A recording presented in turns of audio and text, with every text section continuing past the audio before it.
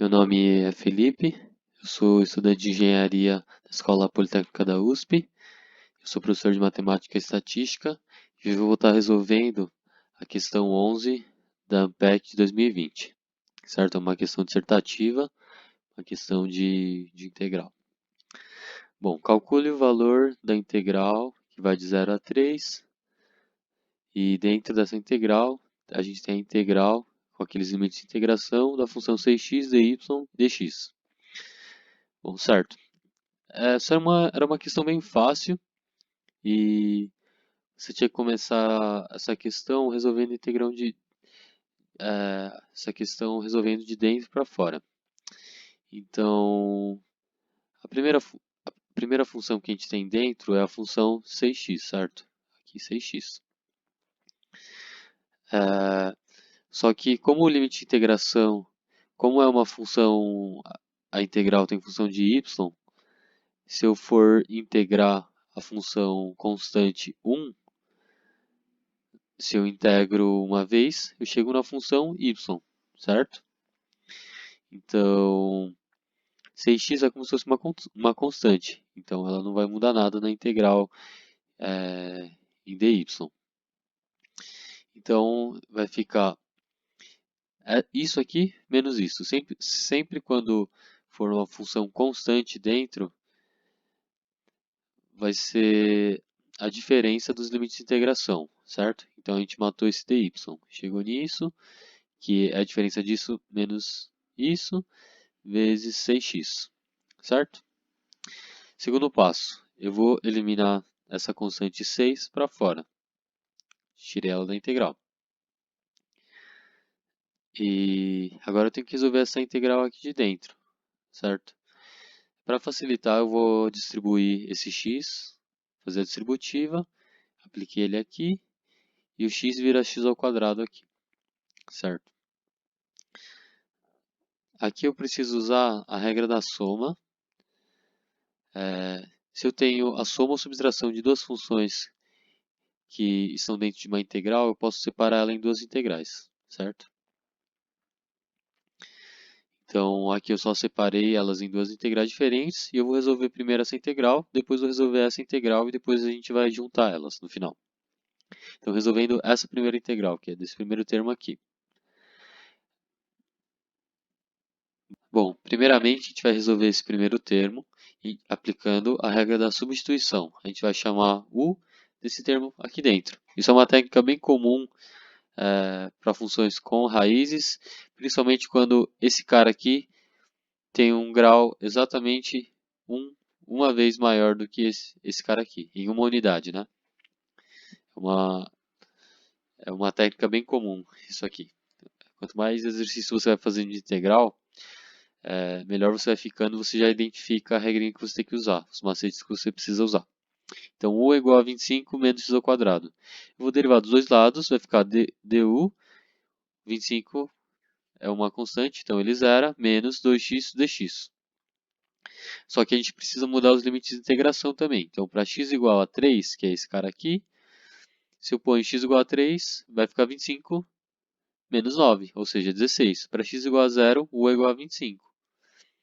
Então, substituindo aqui, eu escrevo a integral aqui, em cima eu troco os limites de integração nessa ordem, porque o 3 estava aqui, então aqui é o 16, o 0 estava aqui, aqui está o 25. E eu vou trocar o 25 menos x ao quadrado por u, então o u vai ficar dentro da raiz. O x dx, eu vou trocar ele por menos du sobre 2, certo? Passa esse 2 dividindo para cá, eu chego no x dx é igual a menos du sobre 2, por isso tem esse menos aqui, certo?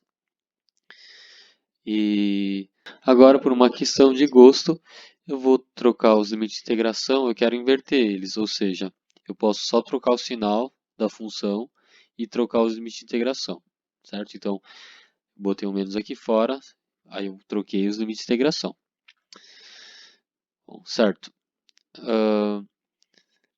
Raiz de u é a mesma coisa que u elevado a meio, certo? Então eu só troquei o raiz de u para elevado a meio. E nesse ponto, isso aqui é algo bem recorrente nos problemas de integração. A gente vai aplicar a regra da potência. A regra da potência, sempre que eu tiver um termo elevado a uma potência, eu consigo integrar ele facilmente. Se o a for diferente de menos 1, eu chego que a integral de x elevado a é igual a x elevado a mais 1 dividido por a mais 1, certo? Uma regrinha bem comum. Ou seja, como o a aqui é meio, em cima vai ficar meio mais 1, embaixo vai ficar meio mais 1. Meio mais 1, meio mais 1, certo? Então, isso aqui já é a integral. E os limites de integração eram 25 e 16. Aqui também continua 25 e 16. E aqui o menos 1 e fora também o menos. Certo? Menos 1 mais 1 é 3 sobre 2. Então eu somei aqui na integral. E aqui embaixo deu 3 sobre 2 também. Invertendo, fica 2 sobre 3 na fração. Aqui a gente vai aplicar os limites de integração aqui. Então vai ficar, eu acabei pulando essa etapa, mas vai ficar 2 sobre 3 vezes 25 elevado a 3 sobre 2, menos 2 sobre 3 vezes 16 elevado a 3 sobre 2. É bem fácil aplicar os limites de integração nesse caso, porque a gente vai estar tirando a raiz quadrada. Está vendo esse denominador 2? Esses dois são números quadrados perfeitos. Raiz de 25 é 5, raiz de 16 é 4. Então vai ficar meio vezes 122 sobre 3. Essa primeira integral dá 61 sobre 3. Resolvendo a segunda integral, que é 4x ao quadrado sobre 3. Vou tirar o 4 sobre 3 para fora, vou ficar com x ao quadrado. Aí, de novo, a gente vai aplicar a regra da potência, nesse caso mais fácil, né, porque não é um número com fração, mas exatamente a mesma coisa. A gente sabe que a integral de x ao quadrado fica x ao cubo sobre 3, esse cara aqui, aplicando no 3, do 0 ao 3. Então, vai ficar 3 ao cubo sobre 3 menos 0 ao cubo sobre 3, ou seja, 27 sobre 3 menos 0. 27 sobre 3 é 9, então está o 9 aqui.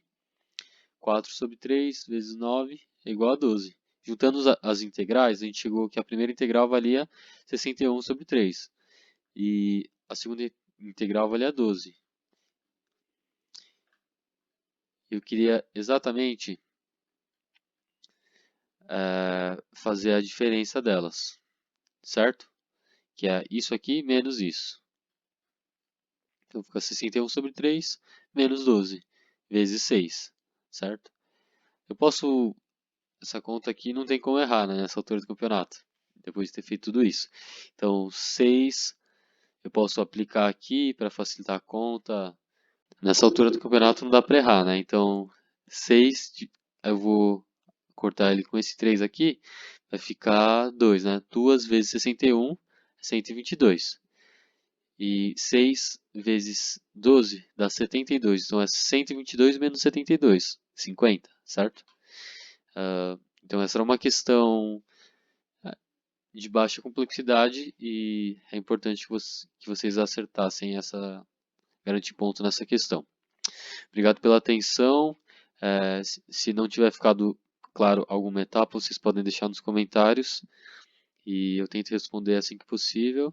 Quem tiver interesse em aulas particulares, seja por vídeo ou presencialmente em São Paulo mesmo, vocês podem encontrar os meus contatos na descrição do vídeo. Obrigado.